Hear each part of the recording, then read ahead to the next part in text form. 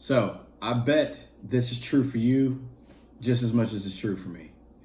And is that our decisions, the choices we make, can really undermine other people's lives if they're not thought about well, if they're not planned out, or if it's not executed well.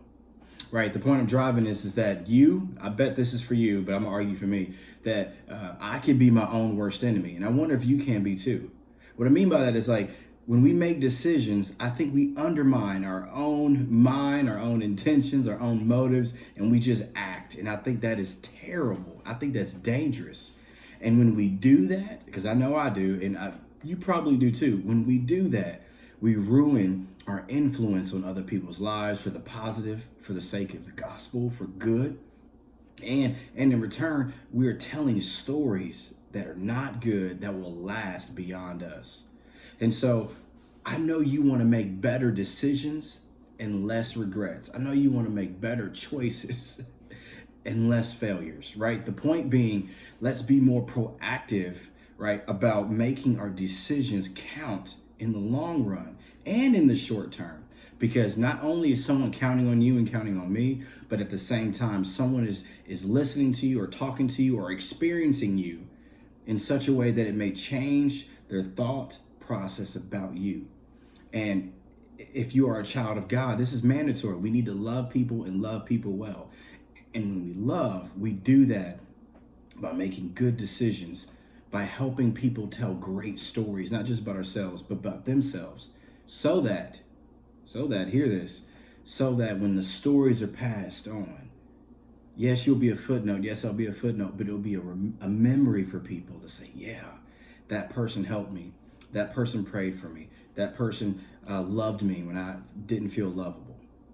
And so it's all about making better decisions with our lives, because we can easily undermine our own decisions. And so I just want to give you three things, or a three-step process that you can do that I firmly believe if you do this in this order, yes, in this order, I believe that you will make better decisions. Majority, I can't say all the time, but the majority. So number one is run to God first when you're about to make a decision.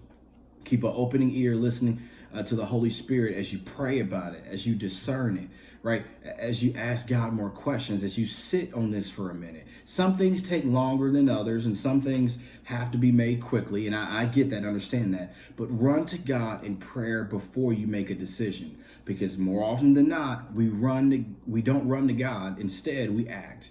So it's important, the first step, to run to God. Number two, I think is important after you've prayed and to talk to God and ran to him, then go ahead and move to trusted mentors, people that you love, that support you, that are not yes men, yes women, but that actually want the best for you and would try to push you to do better, to be better, right? So you need to run to God first. Then you need to go ahead and talk to mentors or loved ones who really want the best for you. Now that's subjective, but yet they should know your heart, and you can tell the difference on that. And then after you've run to them, then with that time, you act on your decision. You run to God.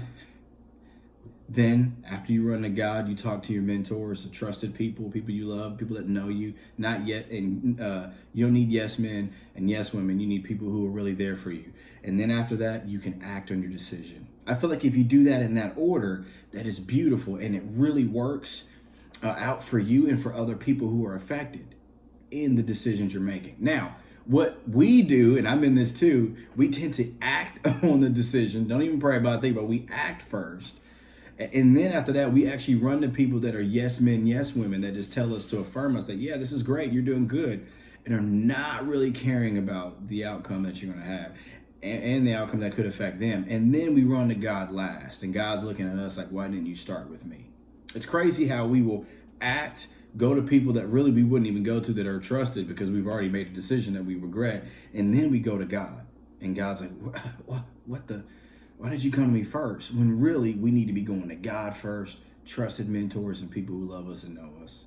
No yes men, yes women. And then we need to act. So my encouragement to you is continue to make better decisions by being in prayer, by being in healthy community, and ultimately making the decision, yes, that is best for you and even the people around you, for sure. But always have opening ear, a listening ear to the Holy Spirit at work. So go out today, tomorrow, whenever you watch this, and make better decisions, because ultimately you're affecting someone else's story. And so hopefully the story they tell about you, I hope it's a good one.